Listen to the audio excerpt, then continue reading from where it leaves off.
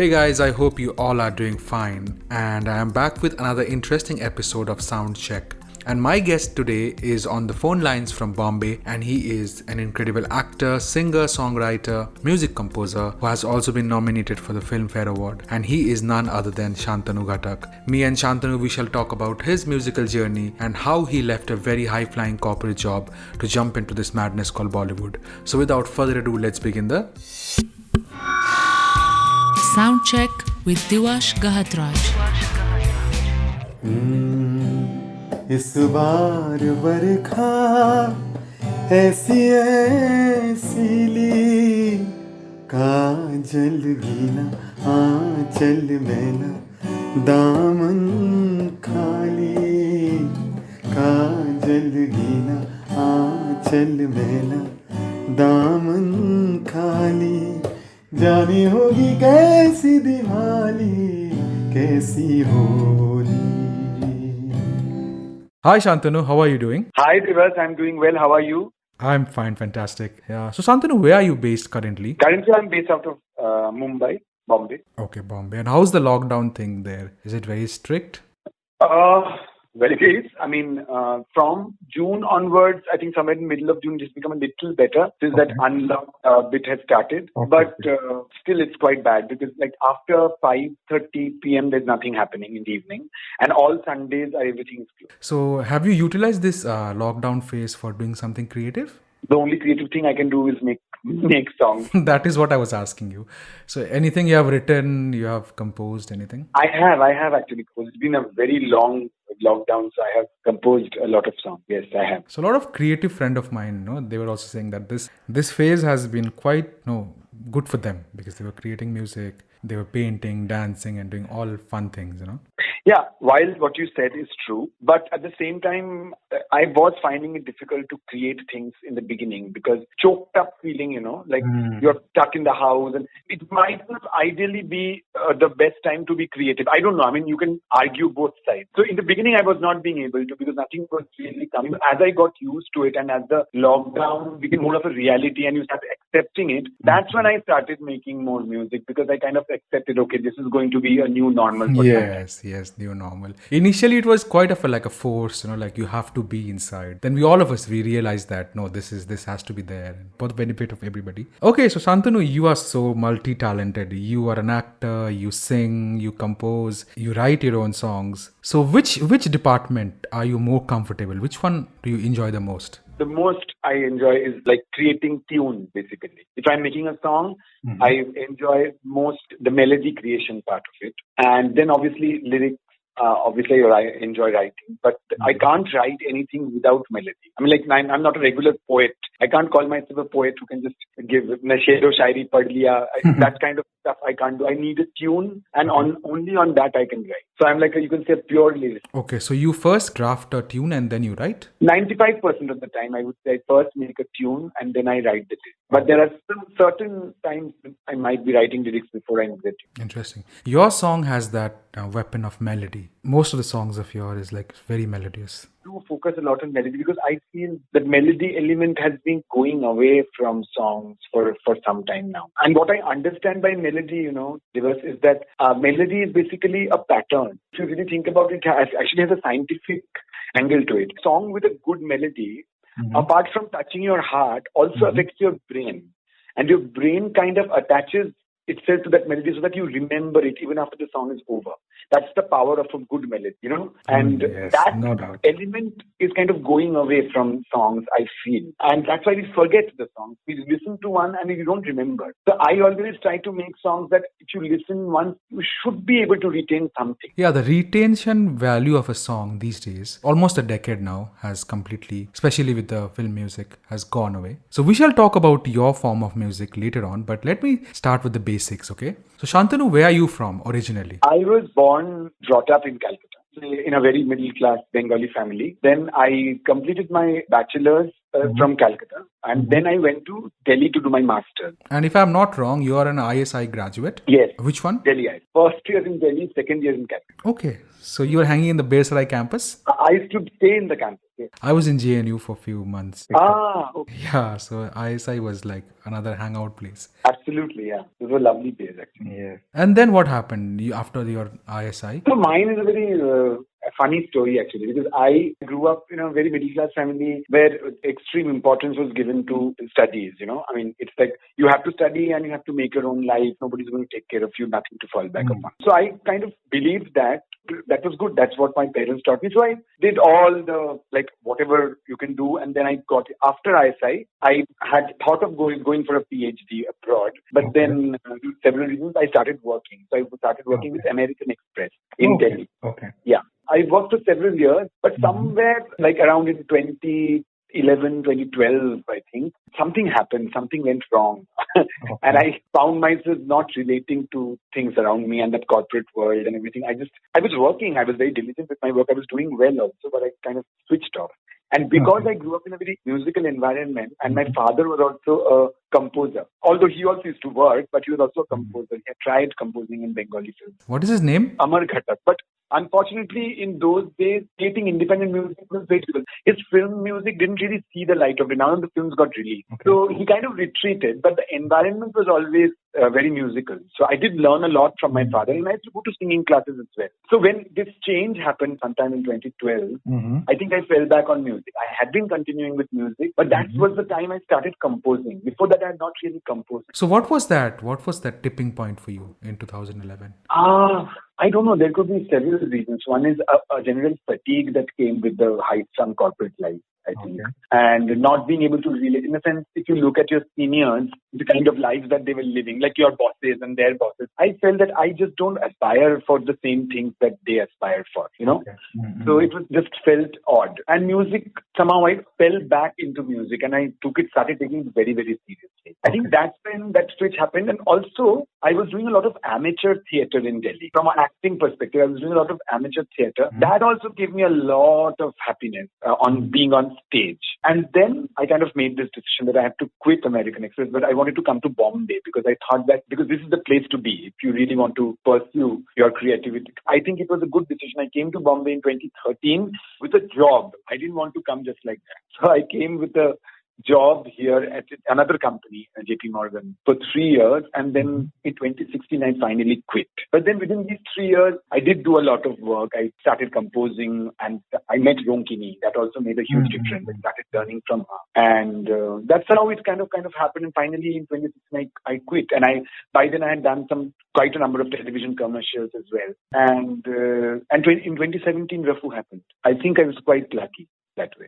Wow. So was there, what were you listening when you were growing up back then in Kolkata? Nice question. So I would listen to whatever my father would listen to. My father used to listen to a lot of old Bangla music, Bangla songs. Okay. Adunik Bangla Gan, film songs. These artists like Hemanto Mukherjee, Manna De, then Shondha Mukherjee. He was a very big fan of the singer Shondha Mukherjee. And I also became a huge fan of Shondha Mukherjee, actually. And my grandfather, I forgot to mention this, my grandfather, which basically my father's uncle, but like my father's father and his brother, they were two brothers. So my father's uncle was Anupam Ghatak, who was a very famous music composer of Bengali films in the 50s. But he passed away very early. But that was also there. That environment remained. So I listened to his compositions a lot. I primarily grew up listening to Bangla music. And at the same time, I used to go to a school. My mother sent me to an alternative school, which was based on Shantiniketan model. There is a school called Dolna, very alternative school, So there also I was exposed to Tagore. So I listened to a lot of Tagore and I learned a lot of Tagore. Wow. Tagore's music, basically. Okay. I'm from Vishwabharati University. So. Oh, okay. So Tagore actually had a huge influence on my... Wow. But I also kept learning classical music on and off Indian classical. Nice. Later on, when I was in Xavier's doing my bachelor's in Xavier's, that's when I started listening to a lot of Western music, like Beatles, Pink Floyd, all the standard stuff that you listen to. Primarily Beatles. I used to love Beatles. Okay. I think that horizon kind of broadened. And then finally, and obviously Hindi film music was always there. Lata Mangeshkar, Kishore Kumar, Asha Bhosle, Mohammad Rafi. These people have played a huge role in whatever I've listened to. So I've listened to a myriad of things, I think, growing up. So what are you listening these days? These days, I listen to a lot of Indian classical music thanks to Rom. Because she has developed, in the beginning I used to find it very difficult to concentrate, frankly, to listen to full, khayal concerts or, to get distracted. But since I started learning from her, and because she's such an accomplished classical musician, being very, very close to her, I started appreciating Indian classical music much more because I understand it much more now. Earlier I didn't understand it that well, but now I know what is going on. So I listen to a lot of Indian classical music. And funnily, these days I'm hooked to this musician, 23-year-old boy called Jacob Collier. Oh, he's amazing. I love listening to his music. I kind of listen to these diverse things, So I would listen to Indian classical music a lot, and then I would listen to Jacob Collier, and I would listen to even Alicia Keys. That kind of work. Okay. So I try to listen to different kinds of stuff. So Shantanu, how did this Bollywood thing happen to you? How was this, Rafu song happened? How did you meet Ronkini? Okay, so that is actually a very interesting story. This is how it happened. Because I'm an actor, I started off doing lots of television commercials. So this director of Tumhari Sulu, the film of Rafu is in that film. Yes.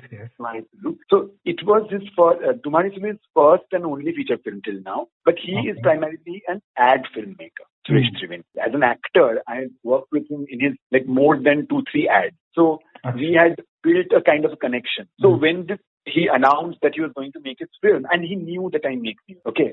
So I approached him. Both me and Ronkini, we went to his house and we played some of my compositions. And then he gave me this brief for Rafu. So he told me that this is the story of Sulu, and I want a song which kind of compares darning of clothes with darning of relationships. You can throw away clothes, but you shouldn't. Ideally, you should mend them and keep wearing them. Similarly, relationships are also long-term relationships are also like that. You have to keep mending them. They're not always hunky-dory. And he gave me the word Rafu. That was the brief for you for the song? That was the brief for me, and obviously the story of this. That she is a housewife and she aspires to be something. But most of the time she's at home, her husband is out. He created that image in my head, and Diwash, I will not try to kind of overdo this by saying, but I literally wrote this song in 15 minutes. 1-5. What? Seriously? Yes. Sometimes what happens is that sometimes maybe I was not writing it. I was just a medium and the words fell through. And I just wrote without a single correction. I just wrote everything at one go. Wow. And it was done. And the tune, fortunately, as I told you, I cannot write without the tune.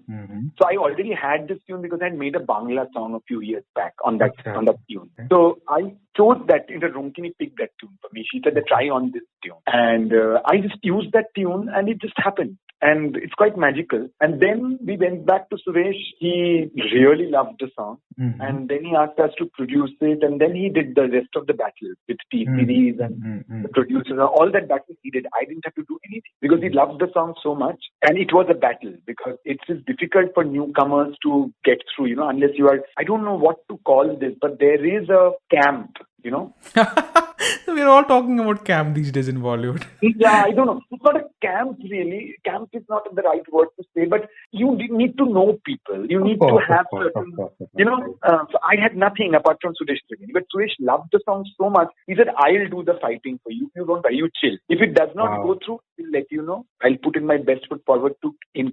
So the song was almost not there because the music company didn't want this. But then he somehow managed, I don't know how miraculously he managed it, and it was there in the film, but they didn't promote it at all. Rafu was not promoted at all. So even today, my friends, they say, what a lovely song, but if you go and see the number of views on YouTube, it's still hardly maybe 500. After so many years, it might be 500,000, 500,000 views maximum. Comparatively with the other tracks of the film, like Hawa Hawaii and other song, this song has comparatively lesser views on YouTube. I don't know about the other platforms, but YouTube for sure, yes. All the other songs have much, much more views. Rafu has the least number of views. And trust me, every day, almost on a daily basis, or even every alternate day, I get on Instagram somebody singing this song and sending a cover to me and telling me that, we discovered this song. So this was the song which actually attracted me.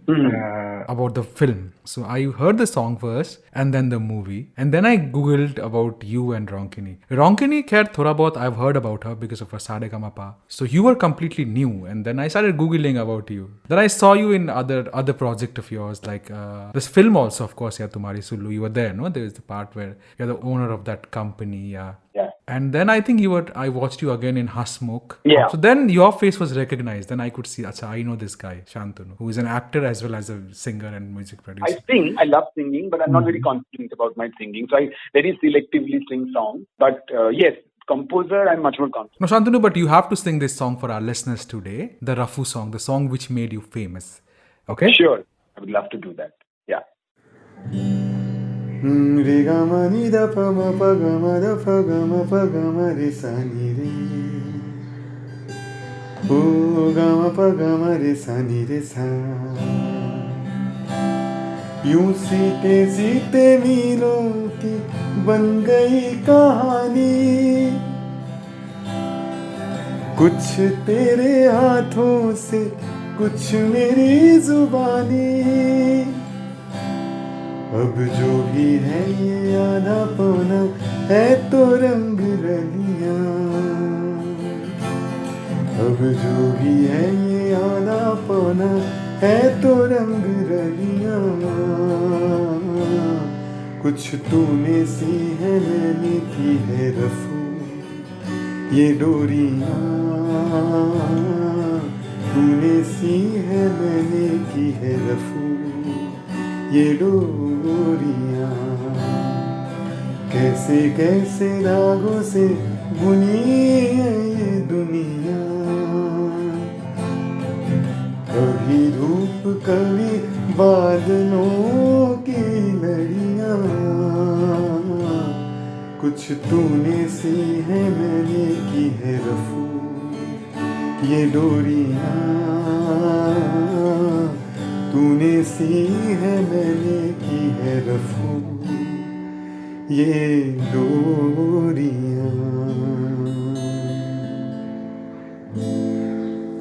Thank you so much. Thank you, Shantanu, for this song. Thank you. So yeah, and after this, the song was nominated for the Filmfares, no?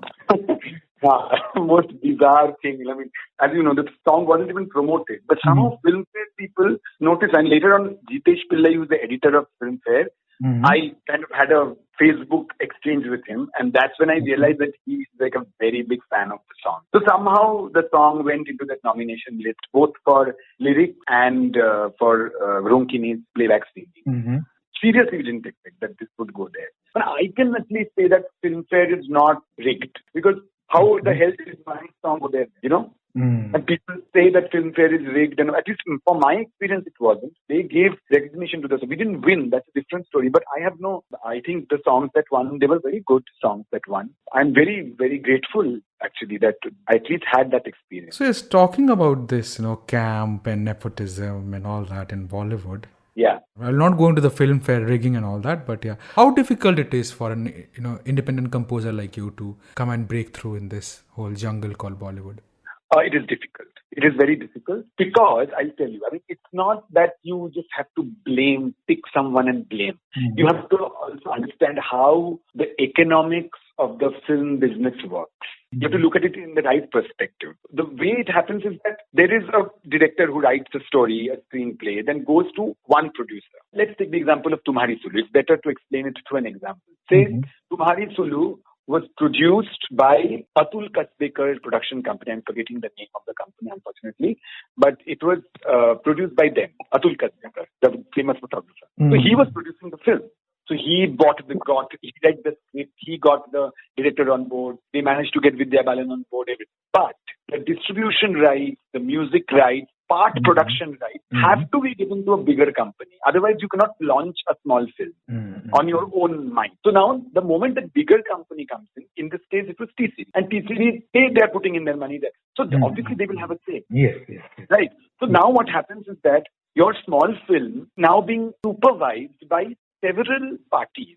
And for that, everybody has their own composer, their own people they want to push, and which I think is fair. I mean, I won't say it's unfair, but that's how businesses happen. I mean, people come on board and they want people they know, they truly believe are good to participate. So that's how this thing happens. Now, in that process, if you come completely from an outside source, obviously you will face an issue. And that is a structure. Earlier, I think if you go 10 years back, maybe 15 years back, the way films used to be made, I think the director and the individual producer had far more autonomy in making decisions. But right now, because it is highly corporatized, it's much more structured, and there are a lot of benefits of having a corporatized film industry because your payments come on time, you have contracts, you have like schedules, good planning, and things start and they end. But the problem is because of all the benefits, the other side of this is that you lose out on your autonomy. Is it because of the contract? Of course, you have to sign contracts. Like as an actor, you have to sign a contract. As a music composer, you have to sign a contract. In any capacity, you have to sign certain contracts. And there are like what are the do's and don'ts of, say, for example, an actor. A typical contract would be that you will turn up on the day of shoot and you will not do any untoward activity, and you will align on the amount and of the payment. And so it's very nicely like corporate, in a very structured form it is done. So that's a good thing. It didn't happen 10, 15 years ago. It was not so structured. But because it was unstructured, there was more scope for creativity and autonomy. It's like a balance that you have to play. So that's why now, because it is more streamlined, creativity takes a backseat sometimes. And typically music is the one that kind of is suffering the most, unfortunately, right now. So, and another thing I want to add in this context is that also, if you notice, the language of films is changing. Bollywood films nowadays, if you look at the good films or the semi-commercial, like take an Ayushmann Khurrana film. Okay, they are working on social issues, topics, they're trying to make it relevant and everything. So the directors are not so worried about music. So the new breed of directors, they are not so aligned with storytelling, which is through songs that you sort of have in a typical Shah Rukh Khan film. So the language of new films is also changing. And so that's why film music is also changing. So I think it's an outcome of economic, and at the same time, the outcome of a generational change that is happening. So the typical Bollywood film music that it used to be is no longer happening because of certain things. I can't really single out people and blame them. Shantanu, I am a little old school when it comes to film music, okay? I am still, in that 60s and 70s wala generation. So when I heard your music, it kind of reminded me of Salil Chaudhary, and the writing was almost of Guljar Sahib types. So what do you have to say about the contemporary music scene in the films? Because it's more like for, party, the kind of music that is being played these days is, with due respect to all my Punjabi friends, but it's mostly Punjabi. And it's all for the dance floor. I don't dance. So I don't enjoy the music of the current times. There are few exceptions, but mostly it is like that. So what is your take on this? I say, the way I look at it is I try to be as objective as possible. Yes, I don't like the music that is coming out. But then there is, what scope do you have in a film, in music right now? There are no lip sync songs in film. You are talking about 60s and 70s, let's say Andhi. Songs of Andhi are one of the best R.D. Burman has ever done with Gulzar. But those situations, that storytelling through songs, that lip sync duet songs, and we used to accept that visual, that storytelling. Now it's changed. So you can't expect the songs to remain the same. The medium is changing, and playback music and this kind of stuff, the quality has definitely fallen. But then you have to also understand the film is not giving you enough slots for songs. So I would want to be optimistic and think that maybe a lot of composers, they are there who want to create good stuff, and even the ones who are currently there, but with so many parties involved, maybe their creativity is stifled, and maybe even the bigger ones end up creating not so good music. I don't know. So who do you like to listen to in the current scene, in the contemporary Bollywood music? Contemporary, if you look at in the last 5-6 years, in fact 2013 onwards, if I say, Ashiki 2 when released, I think from Ashiki 2 onwards, I see a huge fall in the quality of Bollywood. Ashiki 2 music, and from there on. Rightly said, yes. Yeah, that's my analysis. There's a huge fall because that worked for that film. Though that kind of music, those songs they worked for that film well. But unfortunately, it created a trend. And that trend is just not refusing to change. Same trend that is going on. And when it comes to romantic songs. And then there's icon numbers. So I don't know. I'm not sure if I'm like mesmerized with anybody in particular. I still go with the earlier, like the early 2000s. Okay. Yeah. I still go with Shankar Ehsaan Loy. I still go with Vishal Shekhar. They still make good stuff. They do, yes. And there are a bunch of very new composers, like the guy who made the music for Uri. Name is Shashwat Sachdev.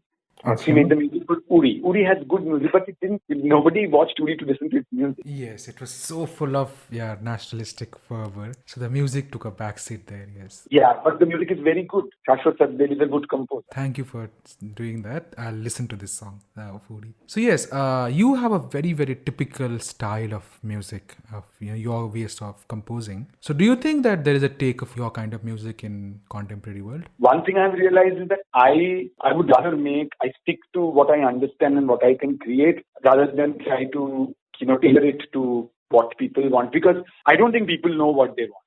That's the beauty of art. People don't know what they want. You have to keep giving them different things and then figure, oh, I want this. I like that's what I believe how it should be. In this current context, maybe the harsh truth is that maybe my music maybe is not well fit for film. I don't know. But I have done one web series with TVS called Cheesecake. And which has Jitendra Kumar, who's like quite famous now. Jitu. I had a great time. I made 5 songs for TVF, and TVF, they're very young people and they love my music. Yeah. And obviously I also tried different forms, but I still stuck my basic melodious pattern. If you listen to the music of Cheesecake, it's a little different, but still yes. Is it out? Is it out? Available on the internet? It's out last year in November. Okay. Series music. So how many? And also not on Netflix or Amazon. It's on MX Player. So maybe that's why a lot of people I can't listen to. So your question was whether it fits. It can. If the right people come, then it can fit. I'm hopeful. I'm optimistic. I'm hopeful too. So fingers crossed. So Santanu, let's talk about your acting career. Okay, how did this break happen for you as an actor? Yeah, so as I mentioned to you that I was doing theatre in Delhi while I was working, amateur theatre. So what happened in one of the shows, a casting director came to see the show. Now back in the day, I didn't really know what a casting director was, but later on I figured that these are people who scout talent, audition them, and they get selected, then the talent moves ahead. So he really liked whatever I did on stage, and he took my contact, and then he called me later, still in Delhi, and I gave an audition for a TVC. And miraculously, I got selected. That was my first audition that I gave, and I got selected. When I came to Bombay, I shot for this TVC. I never shot anything before. But I found myself quite comfortable in front of the camera. I don't know how, but I was. Maybe the theatre experience or whatever. So, and then I came to Bombay, and then because my number had been circulated in the casting director world, you keep on calling me for audition. And so keep giving auditions. And one fine day, I started getting ads. It took me a while. The first one was easy, but the second one took a while. But I started getting ads, and I started doing lots of TV commercials. And that's how I met Suresh Triveni. And thank God I had met him. So that's when he gave me an opportunity as a composer, as well as I got a reasonably decent role in the film. So Tumhari Sulu was your debut film, no? As an actor? Sulu was my debut. Yes. I never acted in a feature film. That was my first film. And how was the experience from films to OTT? It was very good. Because I was allowed to do a lot of improv. And if you've seen the film, in the scenes, I speak constantly. I'm speaking to this Mithu Mashi. Oh, yes, I remember that, Mithu Mashi. Was it an improv? Yeah, it was an improv. Super. Because all that was obviously not there in the script. So I improved all of it. Well, I did a lot more, but in the edit, it has been cut out, but I did a lot of stuff. So I had a great time. The director is so nice. I really have a good relationship. So that's why it worked out really well. And Manav Kaul, with whom I had all the scenes, was the hero. He is also a very lovely person. Like very easy to work with and very accommodating. And he knew that I was a little scared because Manav Kaul is a big guy in the Bombay theatre circuit because he's a very famous playwright. He is known as an actor, but Manav Kaul is actually a playwright. He makes fantastic plays in Hindi. And he is also a poet. So that's the way I knew Manav. So I was a little scared at the beginning that how will I go and become Manav Kaul's boss? and be so mean to him. But then it worked out fine because he was very accommodating and I had a blast. I had a really. My only regret is that I did not have a single scene with Vidya Balan. Oh, yes, yeah. So there was supposed to be a dream sequence where Vidya Balan is hitting me in Manav Kaul's dream for being the bad boss, but that didn't happen. Okay. So you were Ajinkya in Hasmukh, no? Yes. Even that was a very remarkable character which you played. I liked it. You liked it? Thank you. I also enjoyed it quite a bit because the good thing about working in web series is that even if you're doing a supporting role, you do have a good character arc, because it's like 10 episodes. So they do focus on the other characters also in the web series. So I did get, and if you see the entire series, by the end of it, I do have a lot of stuff to do. I learned a lot in Hasmukh actually. So what's next? What's up? What's coming for us in the future?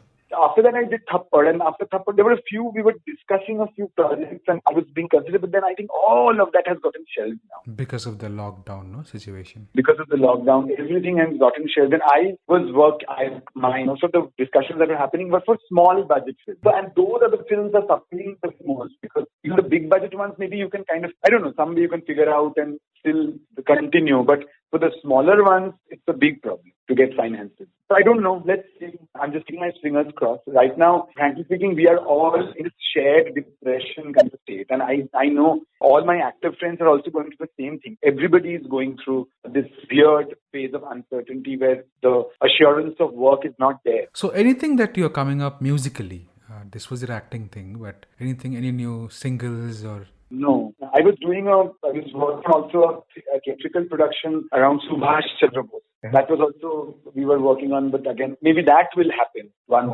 things become a little better, because that's something we have to do. That we might do. But apart from that, I will keep on doing my independent music though, like the way I release. I have this open music channel, Sharaj Music Original. Yes. In fact, my next question was about Sharaj. So tell me about your YouTube channels, Sharaj Online. I realized how difficult it is going to be to get into film music. And not because anybody hates me, not because there's a camp and people are preventing you, but because of the economics of the business, because so much that is there that you can do in music within films right now, because the change in the narrative. So once I realized that, I thought that, but then what do I do with my songs? I keep making songs all the time. And I try to explore different things.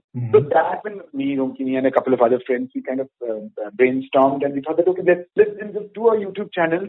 I'll put in my whatever money and produce the songs and keep putting them out, original songs. So that is the idea of Sharaj. I created the channel to put out my original work, written and composed by me and being sung by different artists. Okay, so there is an exposure for other young artists if they want to. The good thing has happened for Rafu, because Rafu, in a musician community, it might have very few less views on YouTube, but in the musician community, people know Rafu very well. So a lot of singers want to work. Wow. So that's the good thing that Rafu has done for me. So Sharaj, I have been able to reach out to different singers, and I started with Ronkini obviously, and then we were doing 1 month, but then because of the lockdown, it's become a little challenging. So we'll see how, maybe monthly I won't be able to do it, but I'll figure out. And then once all of this is over, I'll go back to full steam. But the idea is to put one song every month and also try to show some kind of versatility. Like try different genres of music, with different types of singers. So suppose if some singer who's listening to this podcast would like to contact you, how can they do that?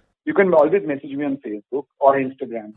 Interesting. So yeah, you have to sing one song for me from the recent singles that you have released and which is available on Sharaj. So which one would that be?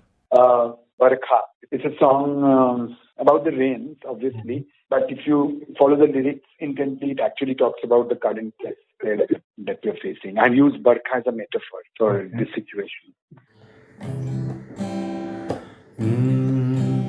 इस बार बरखा ऐसी ऐसीली काजल गीना आंचल मैला दामन खाली काजल गीना आंचल मैला दामन खाली जाने होगी कैसी दिवाली कैसी होली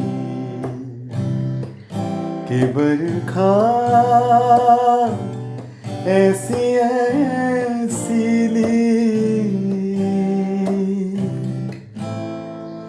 इस बार बरखा कुछ ऐसी दुश्मन के घर में बरसी बैरन।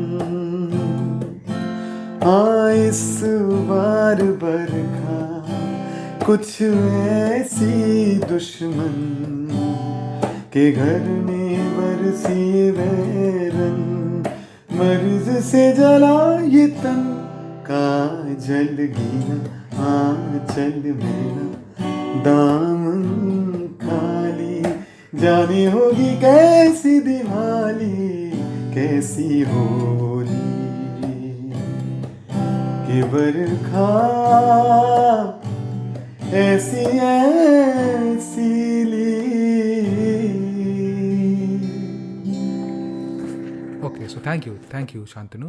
Thank you. So one last question for this episode, and that would be, how has digitization helped indie artists? There are two sides to this. The digitization has helped independent artists because it is much, much more easier to release. Like I was talking to you about my father, like my father's time. He had so many songs, but for him to release them as independent singles, there was no way because they were like cushy music companies, and if they agree to do that, it's a huge ching bang. It was too difficult. But right now, I can just open my channel, I can record the song, I can just release it. If I'm lucky, people will listen to it. I'll have a subscriber base. And so that's the great thing about digitization. Now, the other aspect of digitization is the technical aspect of digitization, where you're talking about how songs are produced. If you look at that aspect, again, there are two things. One is obviously it's much easier to record. You can record one line at a time for the vocalist. You don't have to record everything for musicians. You can get different musicians. You can create tracks. But what is happening is, I don't know what is the right way to say this, but we are facing singers who are not really singers. People are becoming singers who are not singers. Okay. And not only singers, I feel even people who call themselves composers today. Oh. They're not composers. Not all of them, but there are a lot of them who I believe are not composers. They can operate the software very well. I don't think songs can be made on the computer. A song, first of all, needs to be sung with one instrument. I mean, you should be able to sing the song without anything. That's when it's the song. Even if you look at like A.R. Rahman's most complicated songs, you can sing them without all his music because his melody is so pure. It's so good. So I'm just being very frank with it. You might just think that I'm being extremely arrogant and vain by saying this. No, but I think I'm being very realistic. It might sound brutal to few, but that is the reality, so you can't change much. Shantanu, do you listen to the independent music scene that's happening in India? I try to. As much as possible, I do. I have lots of friends who are making very good music. There is this composer called Siddharth Pandit, who I'm not vain. I'm talking about him. He's such a great composer. He has a channel of his own, just the way I have Sharad Music. He also has a channel. And he has brought out fantastic songs. So I listen to independent music as much as I can, Indian independent music. But I can't say that I like everything that I do. When I like something I really like, I remember, I go back and listen to it again. I don't hear the good things all the time. Wow, man, this was so fantastic to talk to you. Thank you for accepting to do this podcast with me, man. Thank you, Diwash. Thank you so much, guys, for listening to this podcast. And if you have any suggestion, feedback about the podcast, please mail it to diwash.gahatraj@gmail.com. So I'll be back with another interesting musician next week. Till then, take good care of yourself. Bye-bye.